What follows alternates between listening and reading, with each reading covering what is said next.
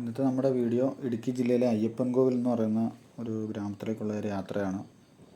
കുറച്ച് പഴയകാല ചരിത്രവും പ്രത്യേകതകളും ഒക്കെ ഉള്ള ഒരു ഗ്രാമമാണ് അയ്യപ്പൻകോവിൽ. മുമ്പ് ഒരുപാട് പേര് ഈ ഗ്രാമത്തിൻ്റെ പ്രത്യേകതകളൊക്കെ ഉൾപ്പെടുത്തി വീഡിയോ ചെയ്തിട്ടുണ്ട്. അപ്പോൾ ബാക്കി വിശേഷങ്ങളൊക്കെ നമുക്ക് വീഡിയോയുടെ വരും ഭാഗങ്ങളിൽ കാണാം. നമ്മൾ തൊടുപുഴയിൽ നിന്നും പാലാ ഈരാറ്റുപേട്ട റൂട്ടിലാണ് ഇങ്ങോട്ടേക്ക് പോകാൻ തീരുമാനിച്ചത്. 2 റൂട്ടുണ്ട്. ഒന്ന് മുട്ടം കാഞ്ഞാറ് വഴി വാഗമണ്ണിലേക്ക് എത്തുന്ന റൂട്ടും ഉണ്ട്. പിന്നെ ഉള്ളത് ഈ ഈരാറ്റുപേട്ട കൂടിയുള്ള റോഡുമാണ്. അപ്പോൾ കുറച്ചും കൂടി വീതി കൂടിയ വഴി എന്ന് പറയുന്നത് ഈരാറ്റുപേട്ട കൂടി വരുന്ന റോഡാണ്. അതുകൊണ്ടാണ് നമ്മൾ അതിലേ വന്നത്.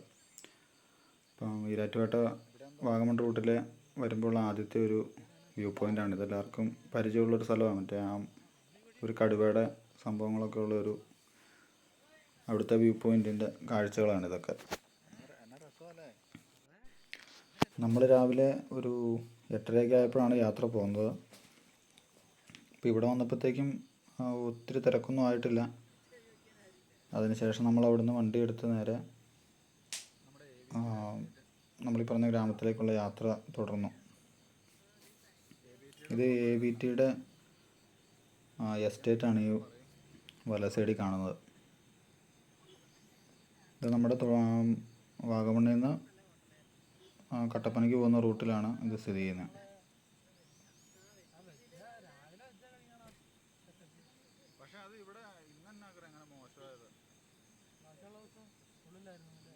ഇവിടെയൊക്കെ അത്യാവശ്യം കടകളും കാര്യങ്ങളൊക്കെ ഉണ്ട്. പിന്നെ ട്രിപ്പ് ജീപ്പ് അങ്ങനെയുള്ള സംവിധാനങ്ങളൊക്കെ ഉണ്ട്. ഇത് ഉപ്പുതറ ഗ്രാമമാണ്. നമ്മുടെ വാഗമണ്ണ് കഴിഞ്ഞാൽ പിന്നെ ആ റൂട്ടിൽ ഒരു അത്യാവശ്യം വരുന്ന ടൗണൊക്കെ ഉള്ള ഒരു ഏരിയയാണ് ഈ ഉപ്പുതറ. ഇവിടെ നിന്നും കട്ടപ്പന റൂട്ടിലാണ് നമുക്ക് ഈ പറയുന്ന അയ്യപ്പൻകോവിൽ ഗ്രാമത്തിലേക്കുള്ള റോഡ് കിടക്കുന്നത്. ഇവിടെയൊക്കെ രാവിലെ ഒരു 9:30 സമയമായിട്ടുള്ളൂ. അപ്പം ടൗണൊക്കെ അത്യാവശ്യം ഓക്കെ ആയി വരുന്നുള്ളൂ. ഇത് മുല്ലപ്പെരിയാർ കടന്നു പോകുന്ന പാലമാണ് ഇപ്പോൾ നമ്മൾ പോയിക്കൊണ്ടിരിക്കുന്നത്.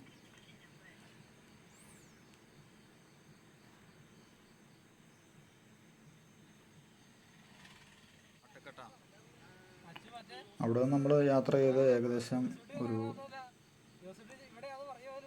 20 മിനിറ്റ് എത്തിക്കഴിയുമ്പോൾ മാട്ടുക്കട്ട എന്ന് പറയുന്ന ഒരു സ്ഥലത്തെത്തും. അവിടെ നിന്ന് നമുക്ക് ലെഫ്റ്റ് സൈഡിലേക്കാണ് ഈ പറയുന്ന അയ്യപ്പൻകോവിലേക്ക് പോകേണ്ടത്. അപ്പോൾ നമ്മൾ അവിടെ വെച്ച് കറക്റ്റ് റൂട്ടൊക്കെ ചോദിച്ചാണ് പോകുന്നത്. ഇവിടുന്ന് സ്ട്രെയിറ്റ് പോയി കഴിഞ്ഞാൽ 15 കിലോമീറ്റർ അപ്പുറം കട്ടപ്പന ടൗണാണ്. ഇപ്പോൾ ഇവിടെ കയറുമ്പോൾ തന്നെ ആർച്ചിൽ ഡീറ്റെയിൽസൊക്കെ എഴുതി വെച്ചിട്ടുണ്ട്. സൈഡിലായാലും തൂക്കുപാലം 2 കിലോമീറ്റർ എന്ന് പറഞ്ഞ് എഴുതി വെച്ചിട്ടുണ്ട്. അവിടെ ഒരു തൂക്കുപാലമുണ്ട്. അത് ഇടുക്കി ജില്ലയിലെ തന്നെ ഏറ്റവും നീളം കൂടിയ തൂക്കുപാലമാണ്. അപ്പം അതിൻ്റെ പരസ്യവും കാര്യങ്ങളൊക്കെ സൈഡിൽ തന്നെ കൊടുത്തിട്ടുണ്ട്.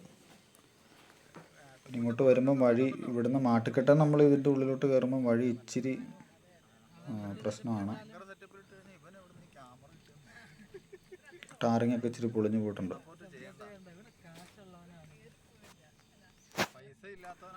അവിടെ നമുക്കൊരു 2 കിലോമീറ്റർ ഉള്ളിലേക്ക് വരുന്ന വഴി ഇച്ചിരി മോശമാണ്. അത്യാവശ്യം അങ്ങനെ നമ്മൾ ഒരു 2 കിലോമീറ്റർ സഞ്ചരിച്ച് ഇവിടെ എത്തി. വല സൈഡിൽ കാണുന്നതാണ് തൂക്കുപാലം. ഇപ്പോൾ ഇവിടെ വേനലായതുകൊണ്ട് ഇപ്പോൾ ഇവിടെ വെള്ളമില്ല.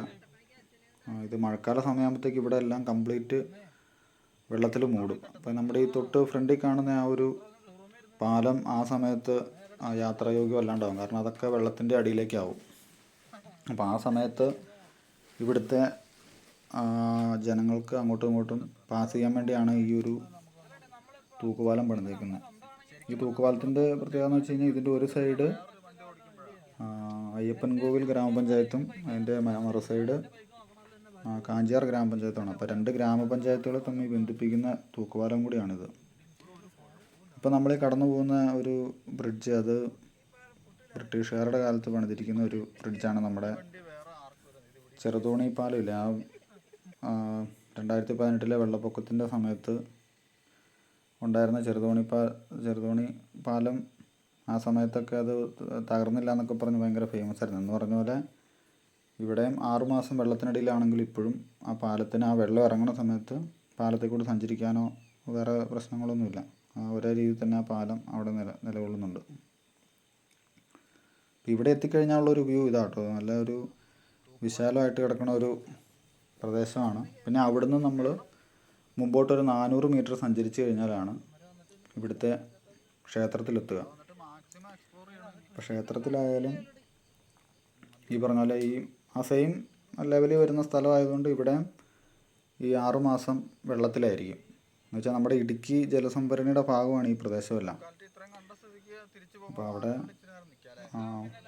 മഴക്കാലം ആകുമ്പോഴത്തേക്ക്, അതായത് ഒരു ജൂൺ മാസമൊക്കെ തുടങ്ങുമ്പോഴത്തേക്ക് ഇങ്ങോട്ട് വെള്ളം ഇവിടേക്കും കൂടി സംഭരിക്കാനുള്ളൊരു സംവിധാനത്തിൽ ചെയ്യുമ്പോൾ ഇവിടെ കംപ്ലീറ്റ് വെള്ളത്തിലാവും.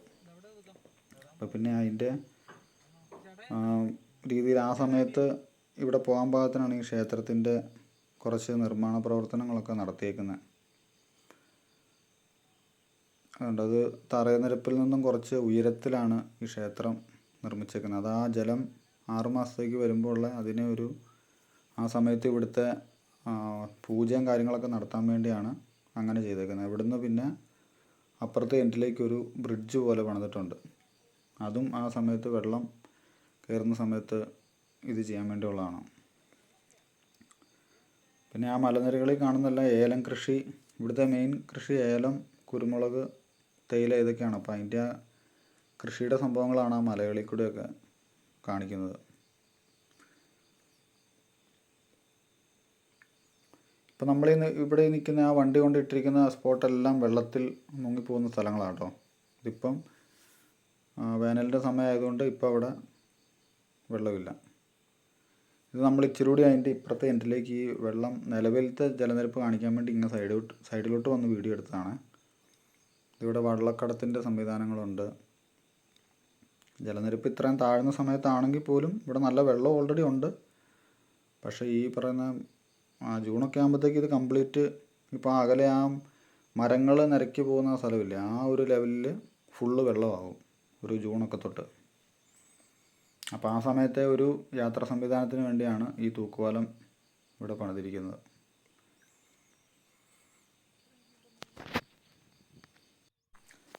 നമ്മൾ ഈ യാത്ര വന്നത് ഫെബ്രുവരി മാസത്തിലാണ്. അപ്പം നല്ല ചൂടുള്ള സമയമാണെങ്കിൽ ഇവിടെ വന്ന് നിൽക്കുമ്പം ഒരു കാറ്റും തണുപ്പൊക്കെ ഉണ്ട്. ഈ ഒരു ഇതിൻ്റെ തീരത്തൊക്കെ നിൽക്കുമ്പം ഇത് ഓൾറെഡി പെരിയാർ ഒഴുകിക്കൊണ്ടിരുന്ന ഒരു ഏരിയയാണ്. അപ്പം അവിടെ നിൽക്കുമ്പോൾ ഒരു കാറ്റും കാര്യങ്ങളും ഒരു തണുപ്പൊക്കെ ഉണ്ട്. അതുകൊണ്ട് ആ ചൂടിൻ്റെ നമ്മൾ അത്രയ്ക്ക് അറിയത്തില്ല. പിന്നെ ഇപ്പോൾ വെള്ളം താഴ്ന്നു നിൽക്കുന്ന സമയമായതുകൊണ്ട് തന്നെ ഇവിടെ സമീപവാസികളായിട്ടുള്ളവർ ഇവിടെ പശുക്കളെയൊക്കെ കൊണ്ട് തീറ്റാനൊക്കെയാണ് ഈ വെള്ളം ഇറങ്ങിയ സമയത്ത് ഇത് ഉപയോഗിക്കുന്നത്. ഇവിടുന്ന് പിന്നെ ഇതൊക്കെ കണ്ടതിന് ശേഷം നമ്മൾ വീണ്ടും തിരിച്ച്, നമ്മൾ ആദ്യം ഇങ്ങ് വന്ന വഴി ആ തൂക്കുപാലത്തിൽ കയറിയില്ലായിരുന്നു. അപ്പോൾ തിരിച്ച് പോകുന്ന വഴി അത് കണ്ടിട്ട് പോകാൻ വേണ്ടി ആണ് പ്ലാൻ ചെയ്തത്. അപ്പോൾ അതിൻ്റെ ആയാലും അവിടെ ഓരോ കാര്യങ്ങൾ എഴുതി വെച്ചിട്ടുണ്ട്. അത് തൂക്കുപാലത്തിന് നിലവിൽ ഇച്ചിരി ബലക്ഷയമുണ്ട്. അപ്പോൾ അതുകൊണ്ട് സന്ദർശകർ പാലിക്കേണ്ട കുറച്ച് കാര്യങ്ങളൊക്കെ അവിടെ എഴുതി വെച്ചിട്ടുണ്ട്. 25 പേര് ആണ് ഒരേ ടൈമിൽ കയറാവുള്ളൂ എന്നൊക്കെ എഴുതി വെച്ചിട്ടുണ്ട് അവിടെ.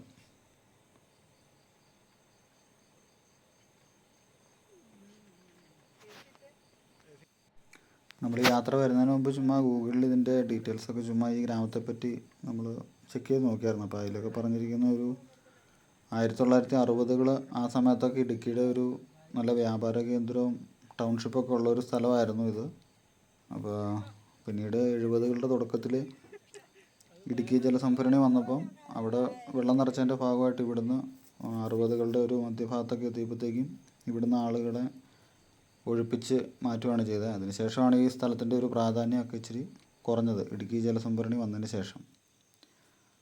പിന്നെ ജനങ്ങളുടെ ഒരു യാത്രാ സംവിധാനത്തിന് വേണ്ടിയാണ് ഈ തൂക്കുപാലം പണിതിരിക്കുന്നത്. ഈ തൂക്കുപാലത്തിൻ്റെ പ്രത്യേകത എന്ന് വെച്ച് കഴിഞ്ഞാൽ ഇടുക്കി ജില്ലയിലെ ഏറ്റവും വലിയ തൂക്കുപാലമാണ് ഈ അയ്യപ്പൻകോവിൽ തൂക്കുപാലം. അപ്പോൾ ഇവിടെ വന്നു കഴിഞ്ഞാൽ നമുക്കിവിടെ ഈ വരുന്ന സ്ഥലത്ത് അത്യാവശ്യം വെള്ളം കുടിക്കാനുള്ള സംവിധാനവും കാര്യങ്ങളൊക്കെ ഉണ്ട്. ഇതിൻ്റെ ഈ പാലം കടന്ന് അപ്പുറം ചെല്ലുമ്പോഴും അവിടെ ഒരു ഷോപ്പുണ്ട്. ഇതാണ് ഇവിടുത്തെ മുന്നറിയിപ്പുകളും കാര്യങ്ങളൊക്കെ. ഇതിപ്പോൾ നമ്മൾ അപ്പുറത്തെ സൈഡിൽ ചെന്നിട്ട് എടുത്തിരിക്കുന്ന വീഡിയോ ആണ്. ഇങ്ങോട്ട് ആദ്യം കടന്നപ്പോൾ ഞാൻ വീഡിയോ എടുത്തില്ലായിരുന്നു. അതിൻ്റെ ഇപ്പുറത്തെ സൈഡിൽ വന്നിട്ട് അവിടെ എഴുതിയിരിക്കുന്ന അറിയിപ്പുകളൊക്കെ ചുമ്മാ ഒന്ന് എടുത്തതാണ്.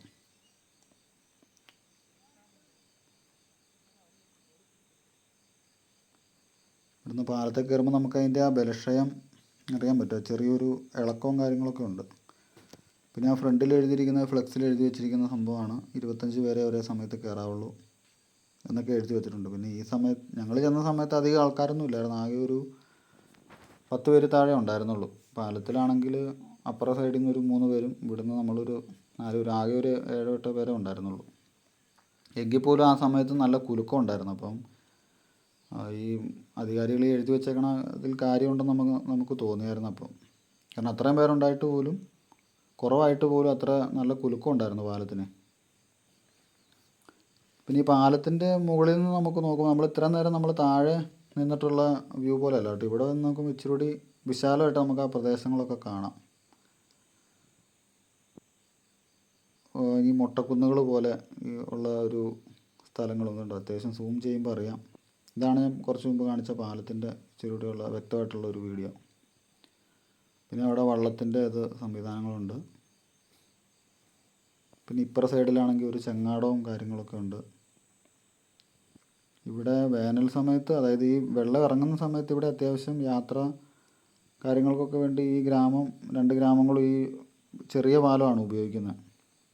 മഴക്കാലത്ത് മാത്രമാണ് കൂടുതലായിട്ട് ഈ ഒരു തൂക്കുപാലം ഇവിടെ ഉള്ളവർ ഉപയോഗിക്കുന്നത്.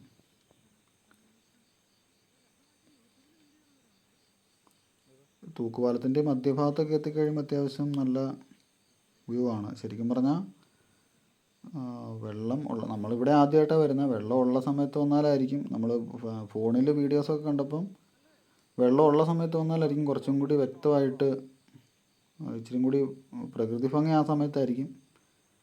പിന്നെ ഈ വേനൽക്കാലത്ത് വന്നു കഴിഞ്ഞാൽ അവിടുത്തെ വെള്ളം ഇറങ്ങിയതിന് ശേഷമുള്ള ഇച്ചിരിയും കൂടി ഈ മറ്റേ ബ്രിട്ടീഷുകാർ പണിത കാലത്തെ പാലവും കാര്യങ്ങളൊക്കെ ആ സമയത്തേ കാണാൻ പറ്റുള്ളൂ. അപ്പോൾ ഇന്നത്തെ വീഡിയോയിൽ നമ്മൾ ഈ ഒരു വിശേഷമാണ് കാണിച്ചിരിക്കുന്നത്. അപ്പോൾ അടുത്ത ഒരു വീഡിയോയിൽ നമുക്ക് വേറൊരു സ്പോട്ടുമായിട്ട് കാണാം. ഓക്കെ.